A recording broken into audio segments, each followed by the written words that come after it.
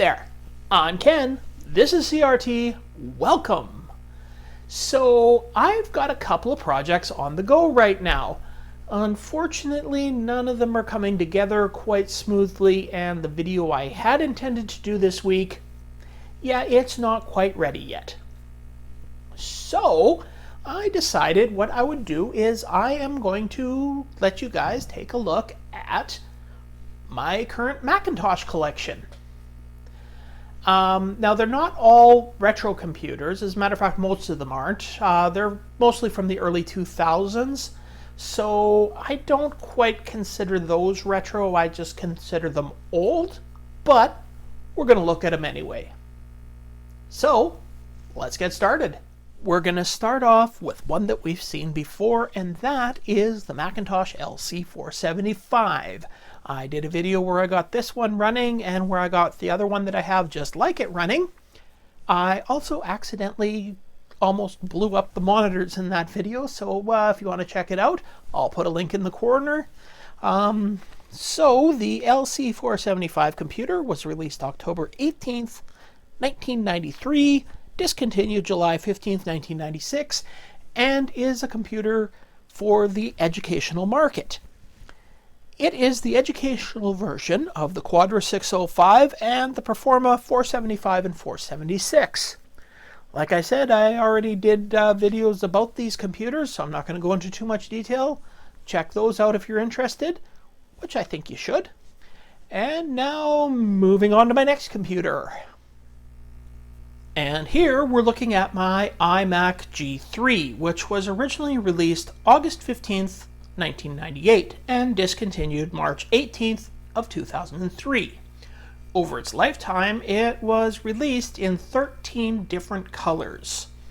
This particular one is tangerine, and it has the tangerine puck mouse that they came with and tangerine keyboard, as well as the tangerine computer.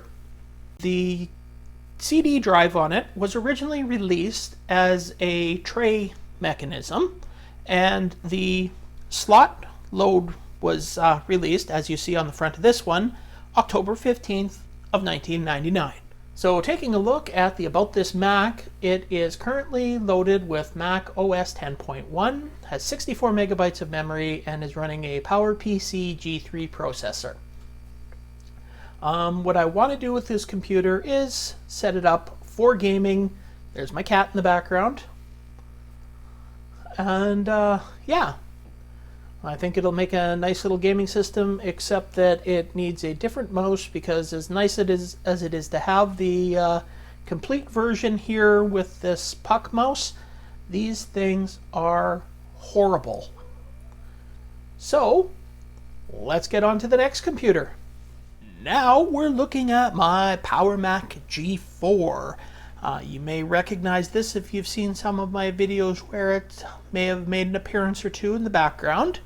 It's one of the ones I've actually had the longest out of all my Mac computers. The Power Mac G4 was originally released August 31st, 1999 and discontinued June 20th of 2004. This particular model that I have has the mirrored drive door, and that model was released August 13th of 2002. Now, I just have the monitor and the tower for this computer. The keyboard and the mouse isn't even an Apple keyboard, but the keyboard that I got that from Value Village, cleaned it all up, and hey, it works good with this computer, so it's with this computer. So if we take a look at the About This Mac on this one, we see that it is running Mac OS version 10.4.11, and the processor is a 1.25 gigahertz PowerPC G4 with a 1.1 megabyte L3 cache. The memory is 1.75 gigabyte DDR SD RAM, and there is an 80 gigabyte hard drive installed. And yeah, this is a computer that I also want to turn into a gaming computer. So again, version 10, not the greatest one for, or OS 10, not great for gaming. OS 9, much better. So yeah, that's something I'm going to do there. So I just wanted to show one of the best things about these Power Mac G4s is their absolute ease of working on them. Simply grab onto this, pull up, and boom, you're into the entire computer. That's all there is to it. So easy to work on.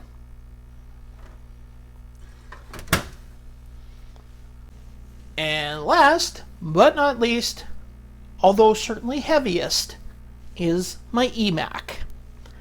This is a computer that was originally released April 29th, 2002 and discontinued July 5th of 2006.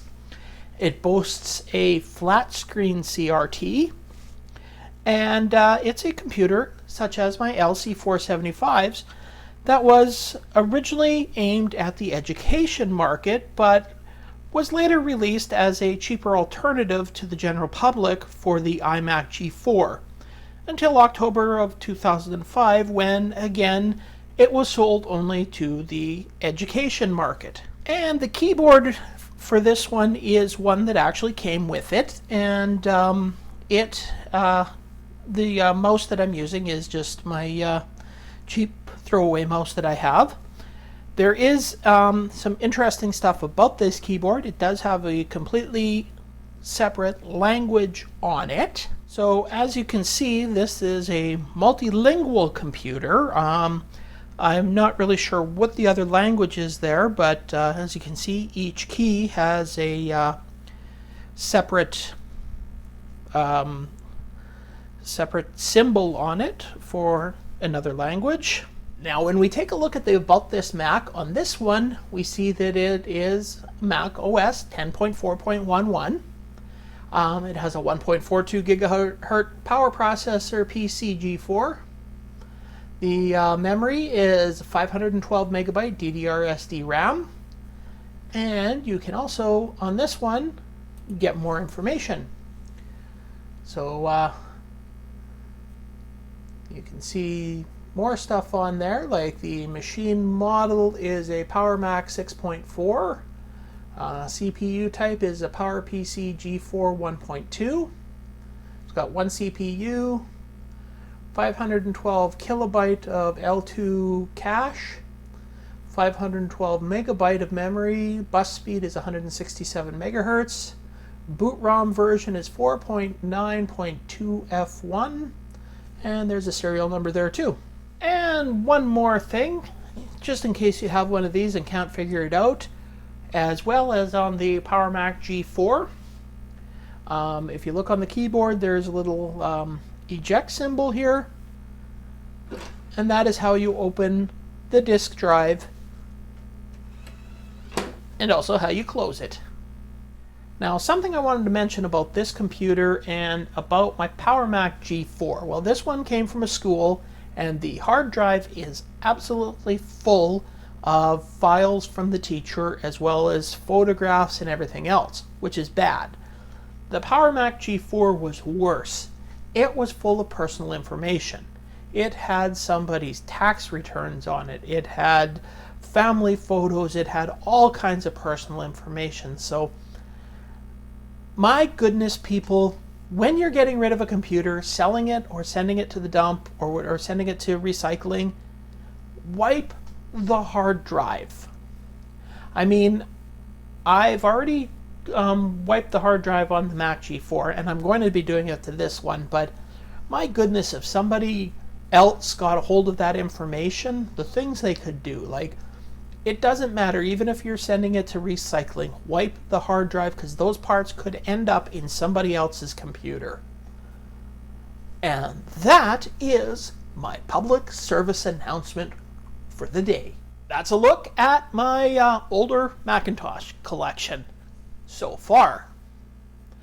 So, yeah, if you're looking for the LC475 behind me, it's still in its permanent place where I filmed. There is where it stays. The other LC475, if you saw the video, is packed away. These computers are a lot of weight sitting on this table running right now. So, yeah, I hope you enjoyed this look at part of my computer collection, albeit a very niche part of Macintosh computers.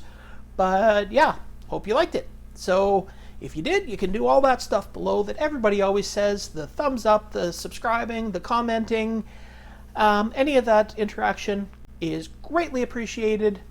But yeah, I got a ton of Macintoshes to move, so I'm going to go now. And like I said, hope you enjoyed it, and I will see you in the next video if I haven't broken my back moving these computers. Later.